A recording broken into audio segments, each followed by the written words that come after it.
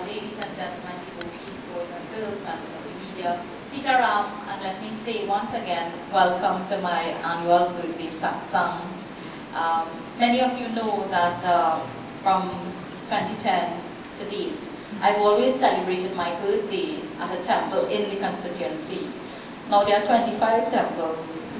I've only spent 4 birthdays in the constituency, so I don't know what that means. But it is impossible over the last 4 years to celebrate in every mandir. So I know that sometimes in visiting some of these mandirs, they say, well, and we come by us this year to have your birthday satsang. It is not possible to do all of the temples. So I do hope that you understand that. I want to say thank you very much for those of you who have come to celebrate at my birthday this year. I always have satsang because I really believe that it is important that we give thanks for life and that we always pay tribute to God in whatever way that means to each and every one of us. You know, the Honorable Prime Minister has always said that she puts God in front and she walks behind. And I feel that that has been the reason for her success and the success of Trinidad and Tobago as a country. So I say thank you for coming this evening as we share the satsang. I want to say, people ask me, well, what is your birthday wish? What is your birthday wish?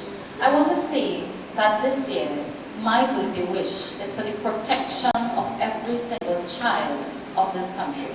And that is why you see here this evening, the children, some of the children from the constituency have joined with me in performing puja and joining in satsang and listening to Baba's katha this evening. I say this because a very tragic thing happened in this said constituency, in this said area of La Romain, and that was the death of a 4-year-old girl. Some of you may know, young Kimora. We lost her in a fire at her home. So I really want to appeal to each and every adult here, whether it is those of you who are here this evening with us, those who might be listening on 103 FM, I really want to appeal to every adult to take control of our nation's children. Every single one of us have a responsibility to every single child of this country. And I always say it, we have to go back to the days where it took a village to raise a child. And I remember my own experience in growing up in Goodman Road in Pinal. And we were taught from a very young age that you have to listen to your elders. I don't know if we are still teaching our children that. Or I don't know if we are now getting vexed when other people correct our children. I don't know. But it is something to consider. We have to go back to the days where auntie, uncle, granny, tanty, everybody looked after the children in that village, in a community, in a constituency. And I feel that if we continue to do that, and we continue to look after the well-being of our children, the protection of our children, then only good things can happen in this country.